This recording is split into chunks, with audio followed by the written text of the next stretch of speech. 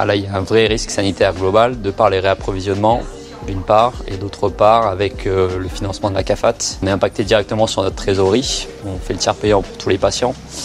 Mais jusqu'à quand? Si la CAFAT ne nous rémunère pas assez vite, ça va être un réel problème par la suite, quoi. Niveau stock, on a fait au mieux. On travaille avec Unifarma, qui essaye de nous livrer tous les 2 jours pour l'ensemble des pharmacies. Il commence à y avoir des ruptures sur certains produits. Donc là, pareil, on attend les livraisons par avion. On va forcément être impacté dans les jours à venir.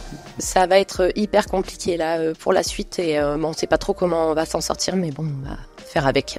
Il va falloir que ça s'arrange assez rapidement et que peut-être les banques aussi puissent faire des facilités de prêt pour nous aider, quoi. Je suis obligée d'aller 1 fois par mois pour récupérer nos médicaments. Et en ce moment, c'est pas la joie parce que sur Boulot Paris, je suis sur Bouraké, Boulot Paris, il leur manque des médicaments.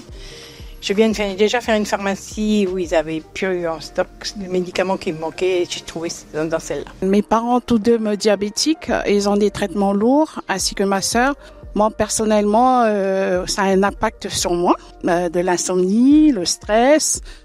En termes de logistique, le risque de pénurie, je dirais, alors on gère tout à la petite semaine, voire aux 24 heures près, justement pour charger en urgence les médicaments coincés à Roissy.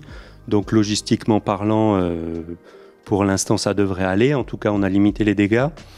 En revanche, le risque il va être financier, parce que si la CAFAT ne débloque pas très vite les paiements aux pharmacies, les pharmacies pourront plus payer le grossiste et le grossiste pourra plus acheter de médicaments. Donc là, un problème financier risque de devenir un problème logistique. Alors évidemment, il y a des médicaments plus sensibles que d'autres. C'est facile d'imaginer qu'on peut rester 24 heures avec mal à la tête. C'est plus compliqué d'imaginer qu'on puisse rester 24 heures sans son traitement anti-rejet, par exemple, pour tous les greffés du rein.